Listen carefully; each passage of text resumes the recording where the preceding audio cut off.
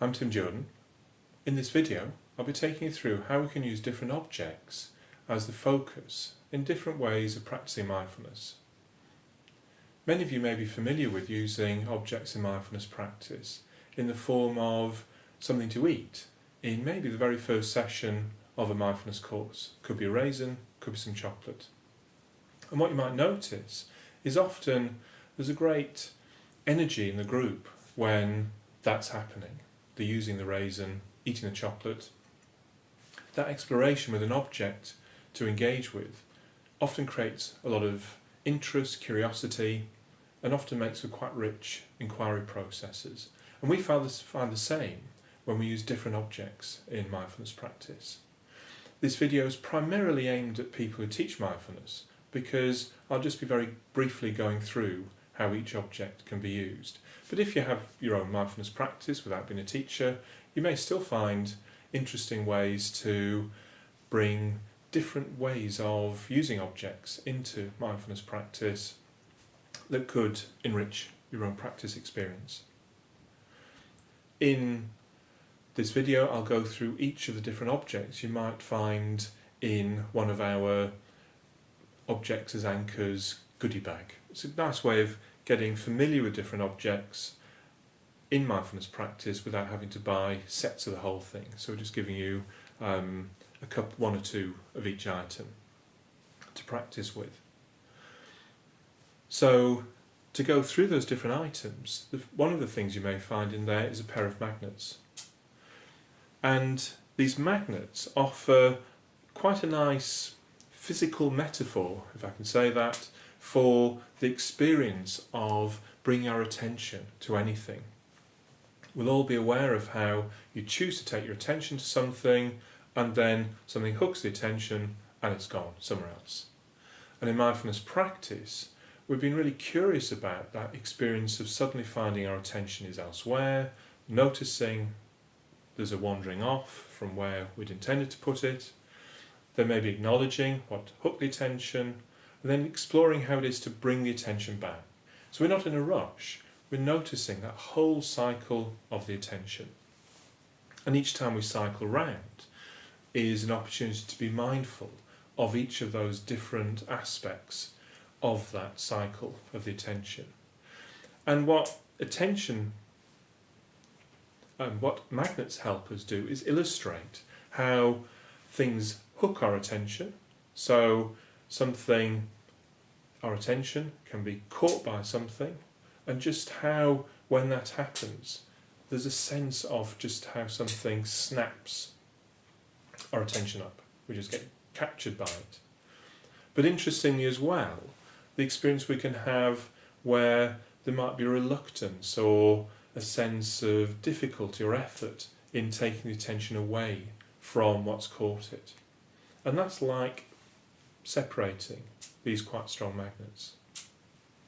So if we have a thought or a feeling that's really grabbed our attention, then there's that sense of needing mental effort, we could say, to take the attention away from that and choose to bring it back to our chosen focus, knowing that if there's a strong magnet there for our attention, it could be grabbed again, and we're doing that all over.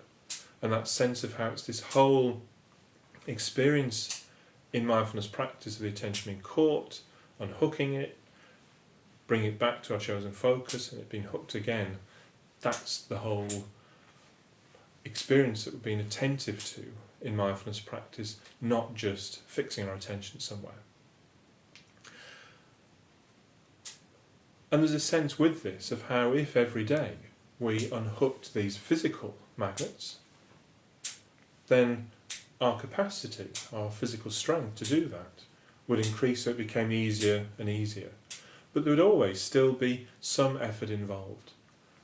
There is inevitably effort in separating magnets. Similarly, there is always an aspect of intention needed, if not effort, to choose to take our attention away from something that's hooked it and redirect it to somewhere we prefer it to go. And the research says that particularly in the initial stages of mindfulness practice, this is an actual mental effort. It is tiring to practice doing this. In time we can explore where maybe that effort's coming from and have different relationships to that whole process of the way we use our attention, so that struggle and effort isn't quite so dominant in our practice. But even then, there'll be times when it feels an incredible effort to let a thought go from the foreground of our attention and take our attention somewhere else. Similarly, we can choose to bring a magnet of the same pot. So in a group, it can be quite nice then to do this with neighbours, or have a bit of swapping to find repulsive magnets. I usually set it up so all the colours are the same polarity, so that then you can have different colours when you bring the same colours together. I should say, I'm set it up so that all the colours have the same polarity. It's like they're all the reds are south, all the greens are north. That then means if you bring the same colours together rather than opposite colours, you get repulsion. And it just means at the end of the session, it's easy to sort out the magnets into pairs again. But when you do repulsive magnets, these are so amazing. There's a curiosity aspect of mindfulness comes in. Just the fact, actually, these are pretty much impossible to put together. And they slide away straight away. And how much that's like when maybe there's something in our experience we really don't want to engage with, and this sense of how there's again an effort maybe to push our attention somewhere it doesn't want to go. And I would say in early practice of mindfulness, listen to that and say, well, actually right now, not for me, I'm going to put my attention somewhere else. While I'm learning the kind of way in which mindfulness practice happens, getting familiar with that, let's not push the attention anywhere it really doesn't want to go at this stage. Let's get the kind of basics established first. So these magnets are a fun way to illustrate that process. And we can set up a metaphor that anything that grabs the attention is an attention magnet. So we can just categorise all the different distractions, if we can call them that take the attention away. They're all different categories of attention magnets. Maybe bodily attention magnets, mental attention magnets in the world around us. Another nice way of bringing elements of the experience of mindfulness practice and what happens with our attention into close focus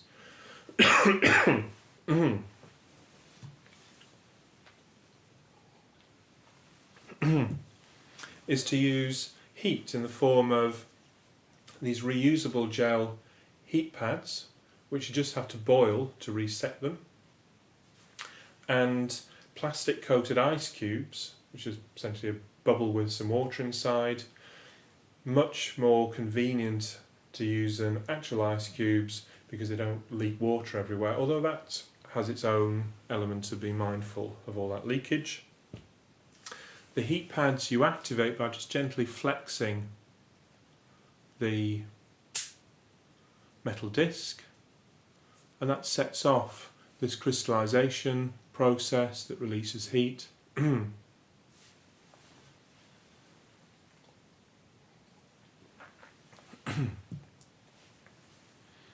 in its own way, watching that crystallization really helps cultivate a sense of that curiosity we encourage into the experience of being mindful. The warmth as well, for many people, not everyone, but many people find that a really pleasant anchor. There's all sorts of psychology about warmth that tends to reduce feelings of discomfort, of pain, social isolation. It can be nice if someone's got an ache somewhere to kind of give a bit of self-compassion, resting that heat pad somewhere there's an ache.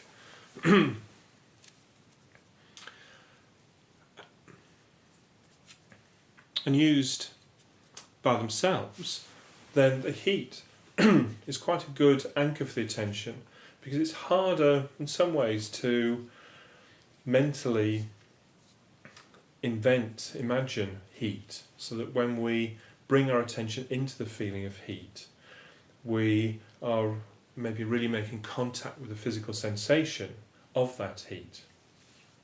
Whereas it's quite easy sometimes with maybe being attentive just to the hand, you can be in your mind simulating that hand and not there with it if there's not that much there to actually physically sense.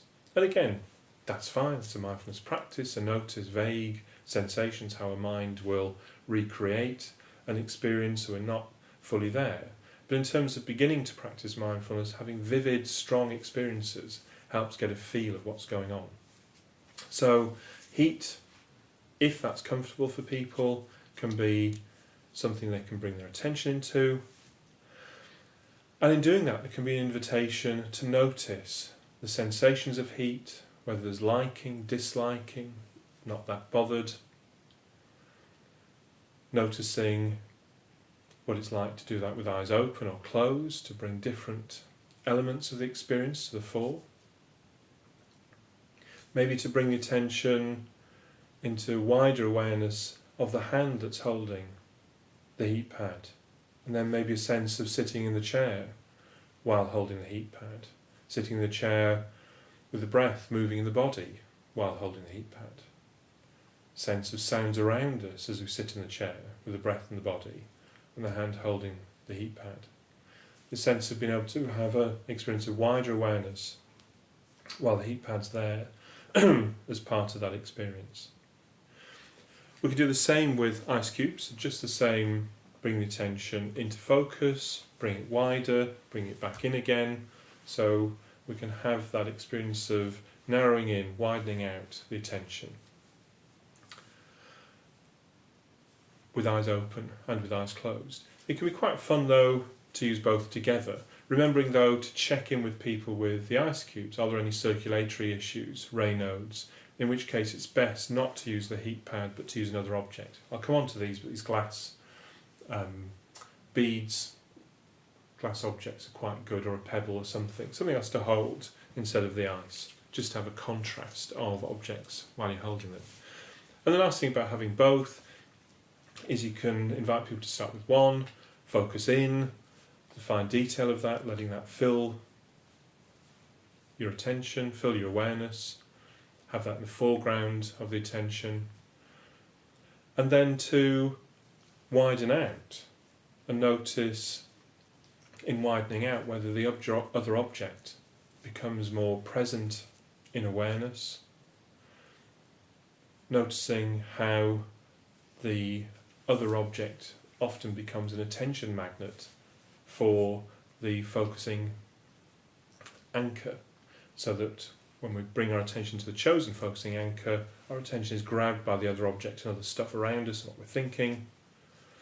But then if we bring our attention into wider awareness and then narrow in on the other object, how this becomes a focusing anchor, this becomes one of the attention magnets. So we can just get familiar with how, depending on the focus of our attention, everything else becomes an attention magnet for that. And then we can notice how it is to widen out from that other object again, sense maybe the whole body, coming back into that other object. And finally, it may be interesting to explore having awareness of both at the same time. What happens then if we include both in our awareness? Maybe our attention flips from one to the other, maybe it just kind of stays in one place, is hardly aware of the other. Maybe there's some sense of a bit of both there briefly, exploring what that's like. And what often comes out in the inquiry is the realisation of how whatever we put into the foreground of our attention becomes magnified, we have a more intense relationship with that. What was in the background diminishes, becomes less obvious. We're less aware of that. And this is illustrated by maybe it's the ice cube that's really intense. Then when we go to the heat pad, we notice how the ice cube fades out a bit, it's not so present. But when we come back into it, it's suddenly intense again. And that experience can be really helpful to illustrate how maybe if we have a physical pain or emotional pain or hot thought or demanding thought, that when our attention is there, that dominates our experience, brings something else into the foreground of our attention, and that becomes more diminished. It's less obvious, less intense for us.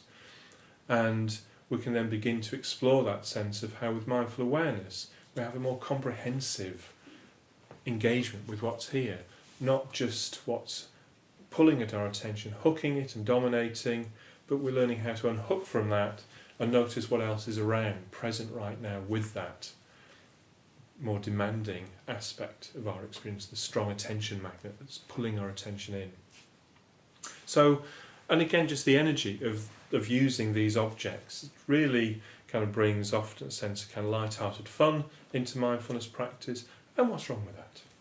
So these are great really for illustrating mindfulness. And often people kind of get really quite profound moments of understanding how maybe in their life, the ice cube here physically is like the thought, the feeling that they're in these struggling relationships with. And maybe actually it would be possible to explore that for a few moments and then notice how the different choices become available.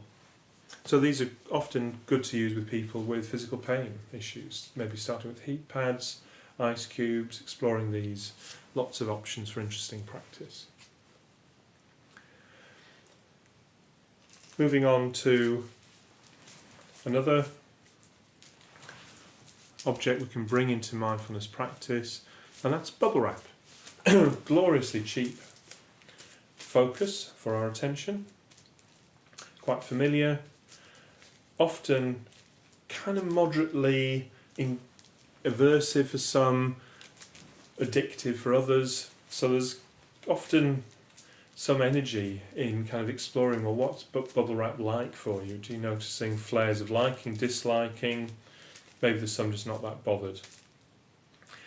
And the invitation, if I was using bubble wrap, is usually to see what it's like to receive the bubble wrap, be given a piece, without immediately rushing to pop those little bubbles. So it's much like a mindful eating practice where you're not going into straight away eating, but this often brings quite intense kind of urge surfing for some, where normally you just be straight in there popping away. So what's it like to begin with to notice not popping, and what's kind of happening in your mind, your emotions, your body, as you choose just to maybe feel the physical sensations gently, noticing how maybe one surface is more bubbly, one smoother, how we can feel around the bubbles.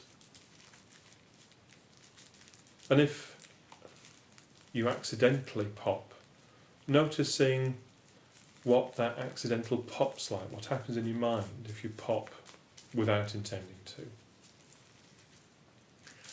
Maybe noticing the sound of it as you move it in your hands without popping, rustling sound. Maybe the look of it, how the light reflects off the surface, different sides, how you can see through it. So exploring all the different ways in which we can interact with bubble wrap without rushing to pop. And then maybe see what it's like to do your first pop and really noticing the changing physical sensations as you bring slowly that pop in. And quite often, if you do it really slowly, it's actually nothing happens. So there can be an invitation to notice if you're wanting to pop and it didn't, then what's that like? What thoughts, feelings? Is there a kind of minor sense of disappointment over that whole thing? And just noticing the experience there in your mind. If you do get a pop, then noticing, does that bring satisfaction? Sense of more kind of pleasurable engaging in that experience. So inviting people to do some popping, maybe fast ones, slow ones, just seeing what that's like. And when the attention wanders off, bring your attention back to what you're noticing here. So with that, what can be quite nice to shift into is inviting people to notice the look, the feel, sound of it without popping. But when their attention wanders away from engaging with the bubble wrap into thoughts, other stuff happening in the room, when they bring their attention back, to do a pop when they bring the attention back.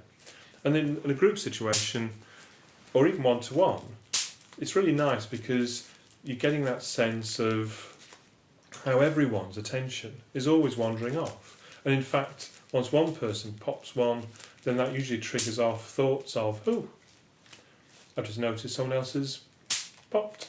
And, well, that's taking your attention away. So you notice that and come back and pop. So these chains of kind of pops can go through the group.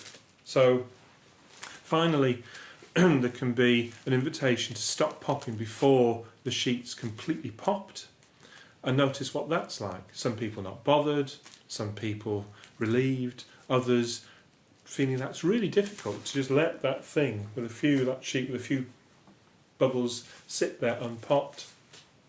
And that can be quite a nice inquiry into that experience, even playing around with that a bit later to say, so how's it going with having that unpopped sheet nearby? What happens in your mind when you bring your attention back to that?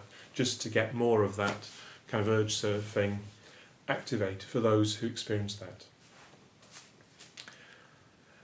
You can also, if you have long rolls of this, you can do mindful walking on bubble wrap, which has quite a fun experience as well. So, other objects. These are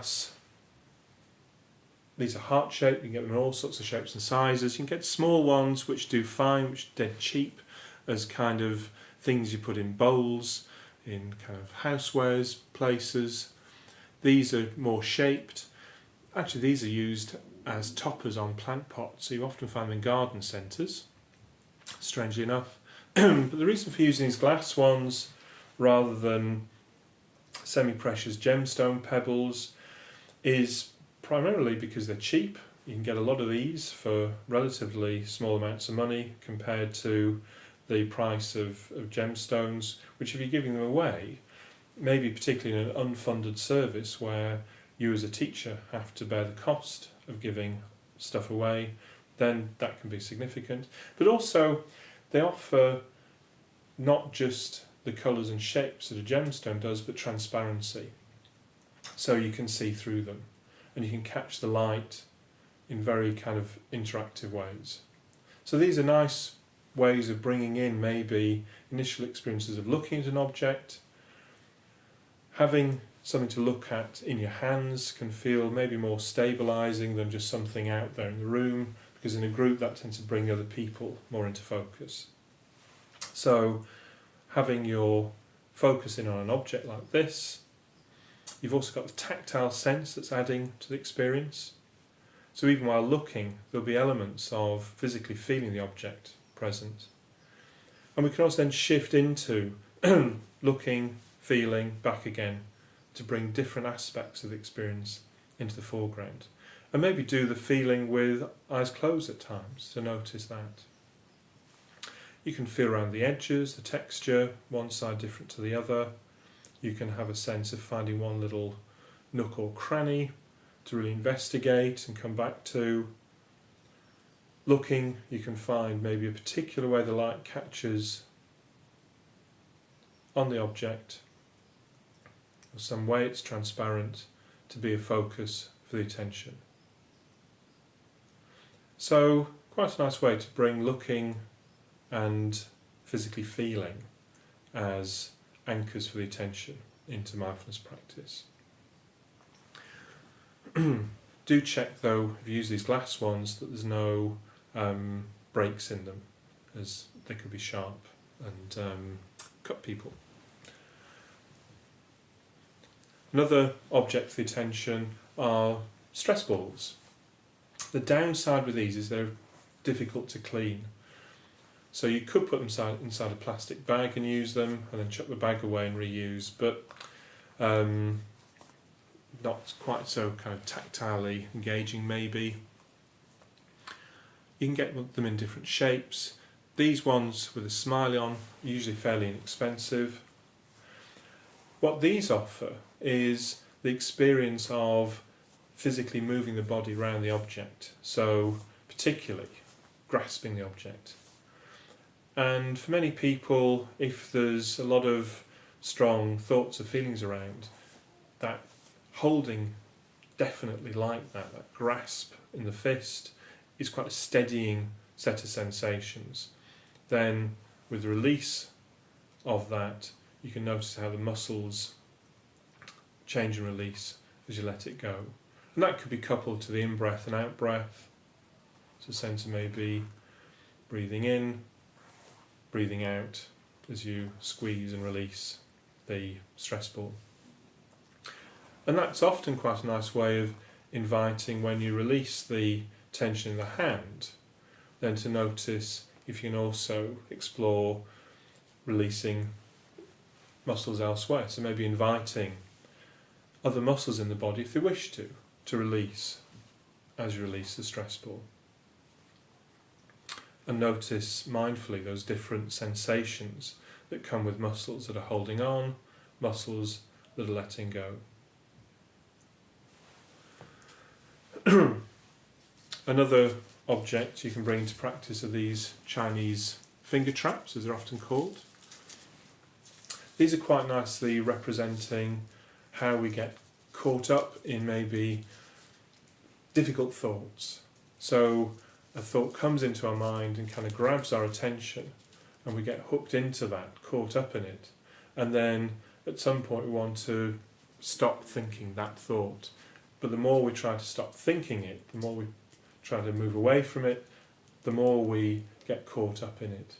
And that whole sense of trying to escape from something, actually we get more trapped in that. So the more we think about something,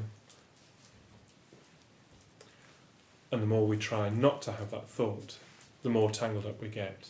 So actually what we need to do is just kind of stop, pause,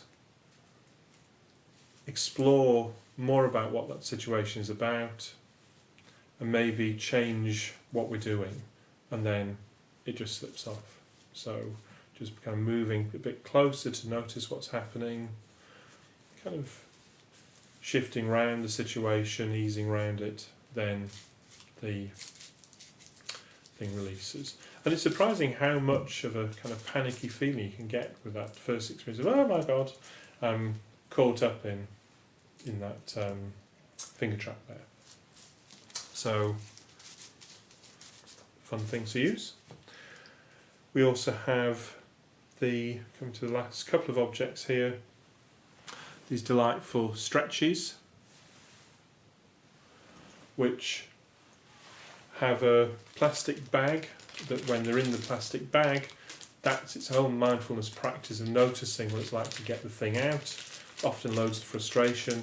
The knack is actually to hold across the seal and pull, and that opens it up. But these offer a really nice way of bringing mindful breathing into mindful practice in a way that many people find much more settling and steadying than to bring the attention to the torso to notice the breath, where there may be all kinds of emotional associations with the breath, or traumatic associations with the breath, or disease processes affecting the breath. So bringing the attention to something more external as we breathe may be a kind first step into breath awareness. Particularly as with these stretches, we can couple maybe the in-breath and the effort that muscularly happens with the diaphragm, etc., when we breathe in, with stretching, and then the out-breath, which can be for some people, not everyone, an effortless aspect of the breath. We get that linked visual stretching and releasing, our hands are moving with the breath. And so we can have a whole experience here of visually noticing as we breathe in and breathe out. What's it like to have this sensorily rich experience occurring as we breathe, rather than what for some people can be really quite a vague experience. If we're not that familiar with bringing our attention to the body, it may be that it's all so vague it's hard to be attentive to that, which in one aspect is fine. We can then be aware of struggling to find sensations to be aware of. However, when people are first learning mindfulness, often what happens is people flip very strongly into, well, I can't do this, or I'm doing it wrong, or I should be able to do this better, or all these very intense reactions to the mindfulness practice. And what often then happens is people get flipped into their ways of regulating, controlling intense thought processes. So their practice experience becomes one of trying not to have these thoughts around about how they're struggling with their mindfulness practice.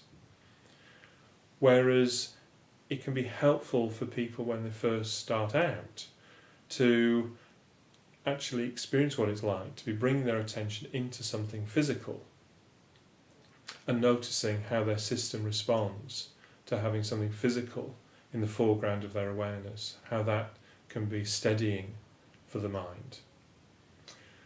So, having learned how to steady the mind with a physical anchor in the foreground of our attention, then we're in a much better place to start experimenting with moving our attention into places in our life where maybe much more intense thoughts and feelings get triggered, and notice how it is to then be attentive to those flares of thought and feeling while coming back to our physical focus for the attention. So we get this sense of a more comprehensive experience of what's here, not just the thought or feeling that takes our attention, but the physical sensation with that thought, with that feeling, with what we're hearing, with what's around us. And that opens up all those different choices that become available when we have a more comprehensive engagement in what's present right now. So those stretches are beloved of many people. There'll be people who, if you use these, come back months later with a maybe kind of dismembered, grubby, stretchy, and ask you for another one because they find it such a pleasant and engaging practice that they do that a lot. A cheap version of that, not the same kind of visual intensity, it's just to use an elastic band. It brings the same opportunities to notice with the breath, stretching and releasing. And it's good to use latex-free ones, just to be aware of that. The elastic bands, though, also give you opportunities to notice something quite physical in your hands. So just playing around with elastic bands, maybe doing a loop around fingers and then unlooping,